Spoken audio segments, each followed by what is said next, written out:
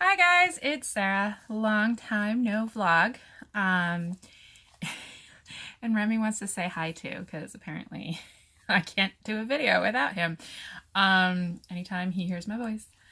Yeah, you're so cute. Okay, lay down. So it has been a hot minute since I updated. And I kind of just want to do a kind of a look back on 2018 and a look forward into 2019. So 2018 was a year. I hit my 2-year anniversary, my surgiversary. I hit my 2-year surgiversary. I did not make 199. I did not. Okay, go. Distractions. I did not even get remotely close. I've had a lot of problems. Let's start with how this year started. I tore a disc in my back in the beginning of the year.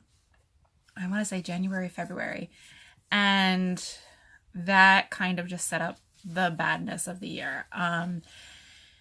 It was really painful for probably a good 6 to 8 months. It did finally heal. Thank goodness that it was only a tear, so it could heal.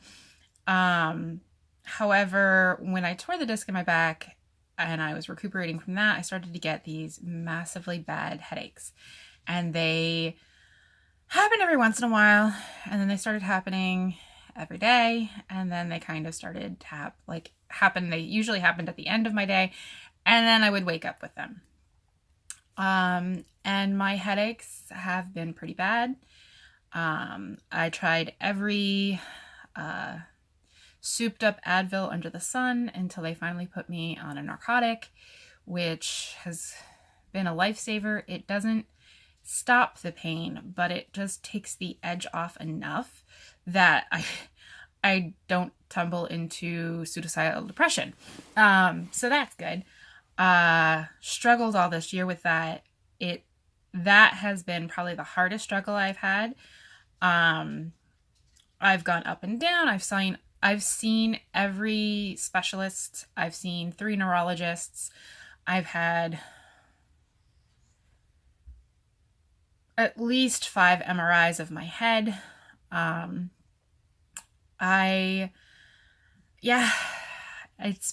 had a lumbar puncture. I've had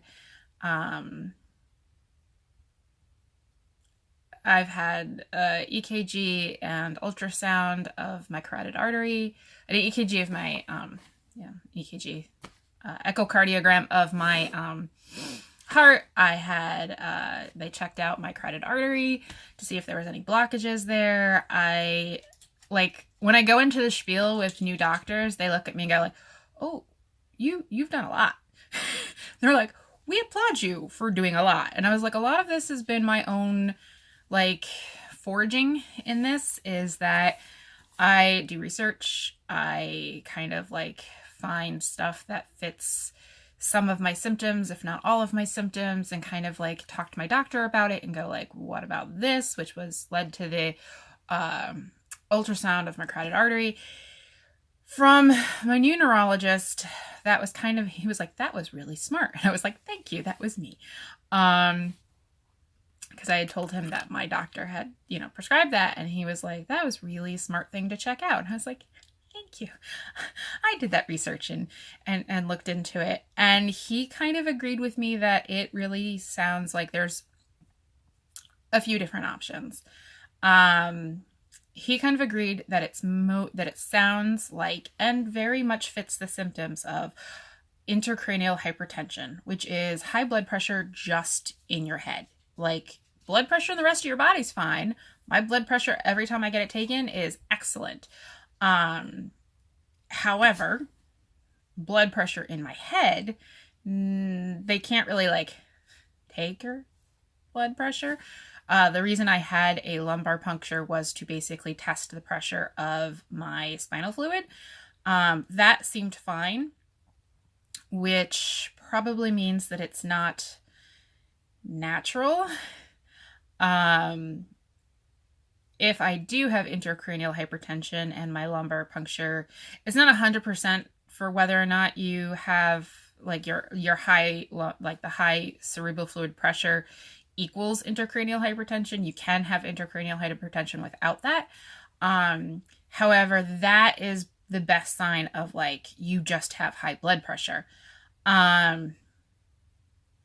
If I have it, intracranial hypertension, and I don't have that, it could mean I have an aneurysm or a tumor or some other kind of blockage in my head, which kind of went to the carotid artery thing that I was following, which was basically like the path I was following down there is that it's like I'm not getting a blood flow to my brain. And yeah, that has been pretty bad. So following paths there, trying to figure out what's going on. I had a whole slew of tests and I follow up with my doctor at the end of January. Yay. I was like, well, apparently I'm not dying, because if I was dying, you'd think they would make the appointment sooner. So I guess that's something to be glad about. Weight-wise, this year has been terrible. I hit my all-time low. I started the year, I think, I should have checked, but I think it was around like 224 or something like that.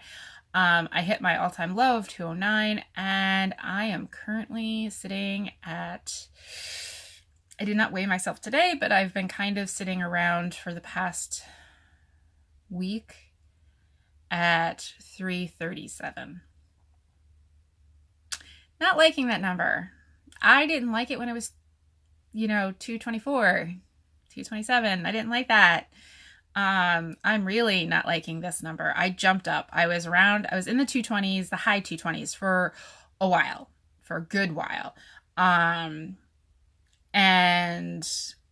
I'm not sure what caused it. Maybe I've just gone a little crazy lately. I did just start a new antidepressant. Well, it's not an antidepressant. It is an antidepressant. A lot of pain, like chronic pain medications are antidepressants because they basically work in the same, give me a second.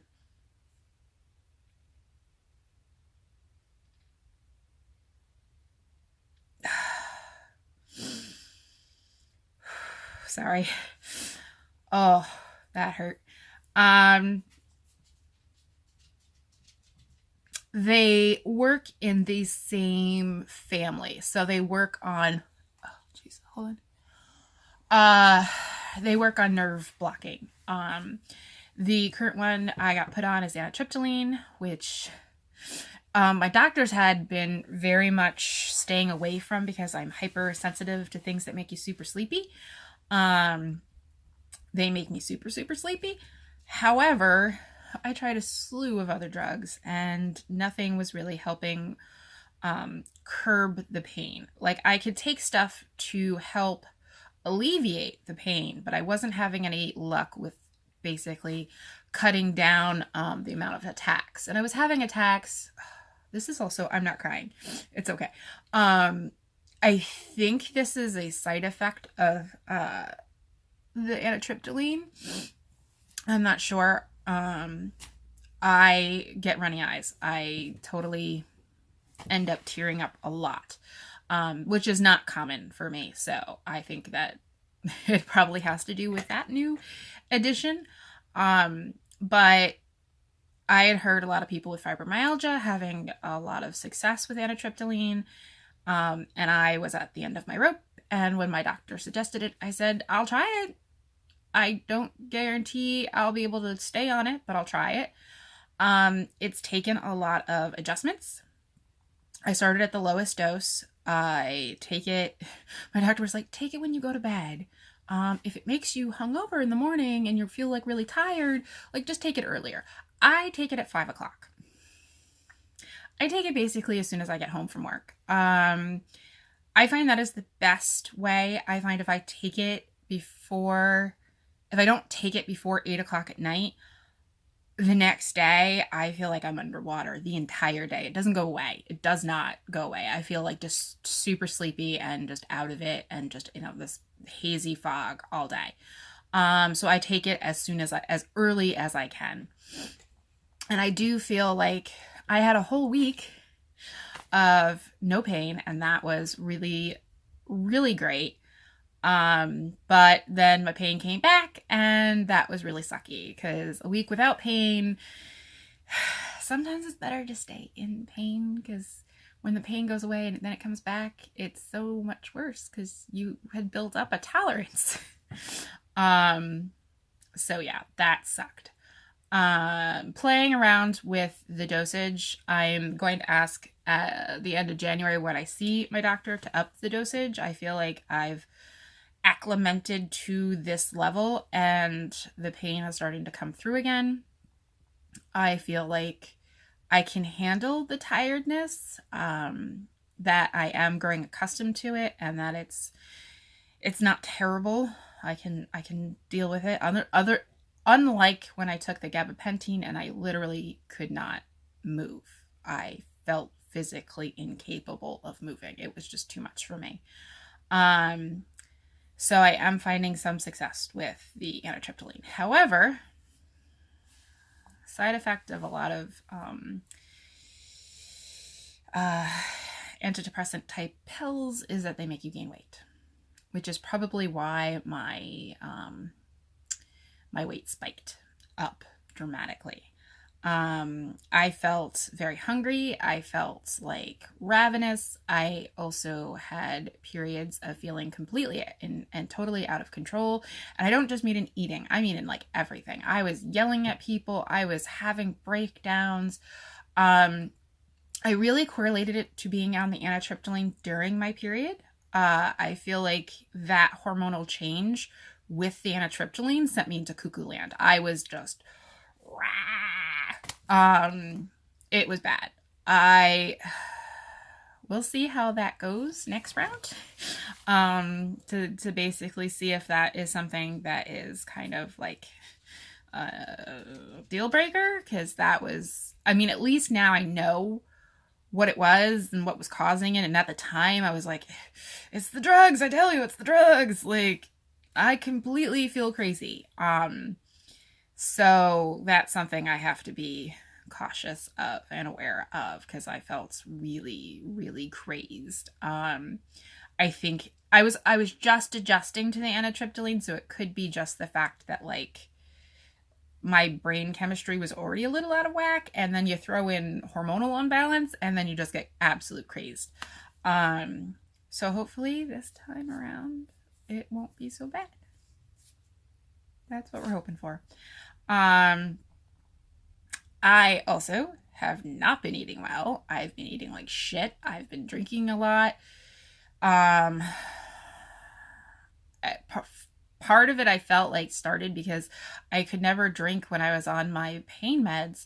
And then I was like, wow, I can actually like have a cocktail because like I'm not in pain. And so like that just started happening. I've gotten the conversation a few times that that getting my pain meds is going to be harder, because it's becoming a long-term thing. There's a lot of, both me and my fiance have this conversation a lot, is that there is a lot of good cause towards the anti-opiate movement. However, there is a lot of people who suffer chronic pain that only get relief from pain medication, and it is becoming extremely, extremely hard for those who have chronic pain to get prescriptions and to get any sort of like continuous relief. You're almost always treated as a drug seeker. You are like demonized for being on pain medication. Like it's a super hard thing, and it's something that I feel like I have to walk in and kind of have the feel you out. Are you down with pain meds? And it puts me in a bad situation. It makes me feel bad. It makes me feel like I'm asking for something illicit, and I'm not. I'm literally asking for a lifesaver. I have had that conversation. Oh my goodness. Sorry, guys. My eyes are just so watery right now. But I've had that conversation with a bunch of my doctors, where I go like, you realize that I was in a very bad mental state because I was in so much pain and nothing was working. Like, oh my goodness. I don't know what it is. Maybe it's the glare, but my eyes are just like welling and I can't make them stop. Yeah, so that is always a pleasant conversation to have. And I basically tell them, like, I've tried it. Like, I'll go through the list of the 17 to 20 different medications I tried, between the physical therapy I tried, all sorts of stuff. Yeah, so that's been a challenge on its own, and it also makes me incredibly wary about what happens if I run out of my pain meds, and how do I get more. I even at one point broke down in front of a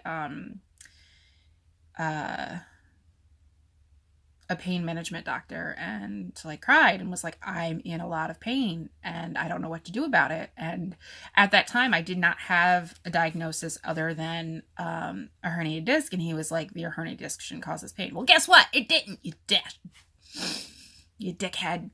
That wasn't causing the pain, but the fact that like I didn't have, if you had listened to my symptoms and you had listened to stuff, you would have realized that it wasn't that all I had for my orthopedic doctors was herniated disc, and you would have realized that a lot of my symptoms don't fit a fucking herniated disc. Sorry, that doctor pissed me off. Because he came highly recommended, and I saw him and he basically completely dismissed me as a drug seeker. And I was like, I am not a drug seeker. I am in incredible amounts of pain every day and it won't go away. Yeah. So part of my headaches is I cannot do physical activity. I cannot lift things. Bringing in the groceries will cause a headache. And when I say headache, I don't mean like your run-of-the-mill, like, oh, my head hurts. I mean like basically like a migraine without the nausea, and sometimes light and sound can set me off. Like, not set me off, but make things worse. But I basically get like the same kind of level of headache as a migraine without actual like the rest of the migraine symptoms. So bringing in the groceries, grocery shopping, like walking around a grocery store, walking around a store will definitely give me a headache. I know that if I go shopping, like I will have to take meds at the end. And that's a real issue. I've become a complete hermit. That hermitness has caused me to pull away pretty much from everybody and everything. I had a tendency before surgery to be very isolated, and my weight had caused a lot of that. Basically, my physical limitations had caused a lot of those feelings and had caused me to be really like just withdrawn, and I am really right back to that place. Okay, these are real tears. Oh, geez. And that really upsets me. That has been the number one thing that really upsets me, is like, I go like, oh, I should work out more. I can't. I should go to the gym. I can't. I should walk on my breaks. I can't. I used to do a lot of stuff, and I tell doctors I worked out for 2 hours a day, every fucking day. I did lots of physical activity. I was very, very active, and I Now I fucking suck. Like, I took off my Fitbit because I realized, like, I wasn't getting 1,000 steps a day. Like, it was bad. I come home and I put a heating pad on and I take my meds and I'm down for the count. It's really rough emotionally. So at the end, probably didn't help a little with my weight loss, but at the end of 2018, I bought a house. So we were renting a house and they put it on the market for sale, and we very quickly had to find a new place, and it took months. I'm like, very quickly, it took months of looking, and we were having such shit. Like, the rentals we looked at were terrible and expensive, and it was just not going well at all. And I was able to convince my boyfriend to look into a different avenue, and I purchased my first house. I'm very happy with it. I really enjoy the community and the neighborhood. I really like the house itself. I definitely want to do projects. As you can see, this ugly fucking wallpaper. I definitely want to do projects to improve it. Definitely in the future, not right now. Still adjusting. There is not a lot of storage, and so that is becoming like, gotta pare down your life and get rid of everything. So working in that, towards that end. But it's very nice. I'm very happy. Does it fit every little checkbox I wanted? No, but I'm pretty happy with how everything turned out. Yeah, and there was a lot of financial over it, and so I was like, I can only take so much, and this is something that I definitely need to really work on. Is in several points during the year I had this, I can only take so much emotional, like, strength. I only have so much emotional strength. I really need to pick my battles, like pick the things that I'm going to like make important and care about. And both buying the house and, being in pain were kind of the things that I put at the forefront because they were super important. And that made my weight loss suffered. And that was really something, looking at the whole year, at the year as a whole, I realized that this was one of the things that I had a problem with. And when I had surgery and I got super happy and I was completely engaged in the community and I was doing all this stuff, like, I was like, it's over, I'll never be that person again. And then it came back and I realized, like, that's also something I have to work on. It's not just being able to have multiple things that take energy and deal with, and balance them better. And also knowing that things are never forever gone. I'm an ex-smoker. I haven't had a cigarette in years and years and years. It's probably been at least 10, if not longer. I don't actually remember like the year I quit. But it's been a long time. And it's something that, like, every once in a while, usually I smell a cigarette and I think it's the most disgusting thing in the world. There's nothing worse than an ex-smoker to smokers. Like, we're so horribly judgmental. And sometimes I'll get the whiff of cigarette and I'm like, oh, that's terrible. But every once in a while, I'll get the whiff and go, And I go, fuck no. Like, God, that was like the best thing you ever fucking did. Like, why would you even consider that? But that's everything that happened with my weight loss, was that I was like, I'm done with this forever. I've beaten this addiction. I've beaten this stuff. And it's like, it's an addiction. Like, these things are things that you've always had problems with. Like, just because you went 8 months without them doesn't mean that it's gone forever. It can always rear its ugly head and come back. And that is something that I have to be aware of and treat it like it's an actual serious addiction. Like, you can't just have a flirting relationship with something that you've had a problem with, because it can easily tip. You might be able to balance it for a while, but at least for me, it can easily tip into the bad pretty quickly. So that's definitely something I have to work on in the new year. But my new year goals is find a way to be physically active. That's number one. Find something that I can do. If it's swim, if it's bike, if it's whatever, walking isn't really on the table, but we can try. I need to find a way to be physically active. I need to find something that works for me. I need to find my path. And I think I have a plan. I think I was most in the zone for myself with doing intermittent fasting with basically OMAD. Not really OMAD, but kind of OMAD, which was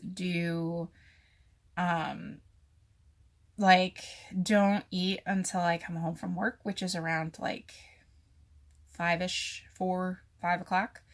No, not 4 o'clock. Like around 5 o'clock. Get home from work around like 4:30, 5 o'clock. And like, don't eat until then. Like, have my coffee with cream in the morning, but like, I don't actually consume any significant calories until then. I found that to be the best and easily done. I find it's so interesting because every time I go like, I'm gonna fast, like, people look at me and go, oh, that fasting. I've had several times in which I'm like, I need to get back on the horse and I'm gonna fast, and then like literally people tell me like, oh, you can do it without fasting, and I'm like, no, I have problems. I can't. It's better for me. It works better for me to control what I eat if I do intermittent fasting or even long-term fasting. Long-term fasting really helps me burn through the excess glucose in my body. And I can feel when I've transitioned over, when I've burned out all of the calories that I have and I've burned through those, and then it just makes it so much easier to stick to an actual plan. When I do intermittent fasting, it's so much easier for me to go through the day and not eat than to really limit how much I eat during the day. I don't know exactly what I'm going to do with it. I may do like a couple of days of long fasts. Like, I'm thinking Monday, Tuesday, I might just fast for those 2 days and then start eating Wednesday when I get home from work, and kind of playing with that, doing a couple of long-term fasts for the autophagy. Now, if I do the long-term fasts, I really should do it without coffee, but that's going to be hard. But the autophagy would be very good for inflammation, and if it helps with the pain, it's worth it. So I'm not positive on what I'm going to exactly do with it, but that's sort of the rough outline, is that I'm going to work with intermittent fasting. I'm going to throw some long-term fasts in it. Long-term being more than 24 hours. And just kind of like figure out where exactly things line up for me there. I really kind of just want to get back into my clothes. Yeah.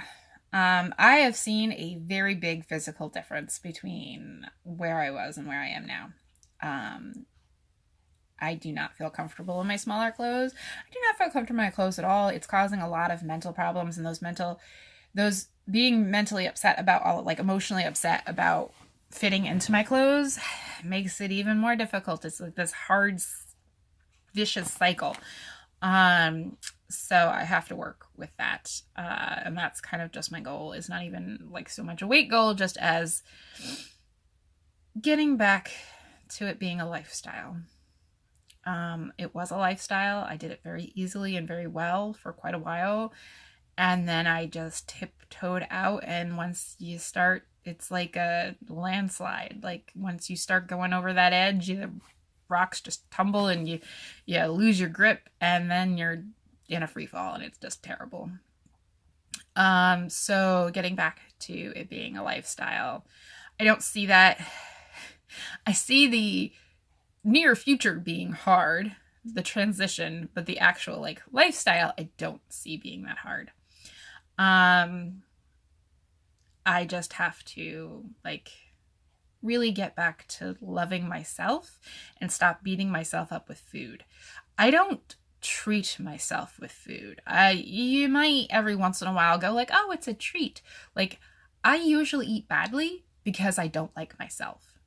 I punish myself with food. I definitely know that is like the cycle, is that I do this like, you're a bad person, eat this cupcake kind of thing. I'm not that I'm a bad person for eating the cupcake, but I'm a bad person, so then I have to eat the cupcake, which I realize is all sorts of fucked up in my head. But continuing to find some answers for whatever's going on in my head. The uncomfortable one that it could be is that it's not that fibromyalgia causes headaches, but headaches can be associated with those with fibromyalgia can have headaches. And if these are just migraines, if these are just things that never go away, coming to terms with that this is my life. And I very much don't want this to be my life. But it's also about coming to terms with that and finding a way to being okay with that. Finding things that work best for that. Getting financially solvent. I did a rough outline. Sorry, guys. Oh my goodness. Jeez. I don't know what it is. It doesn't do it all the time, but it does do it. Ooh. This is probably the worst I've had. So anyway, getting financially solvent. Now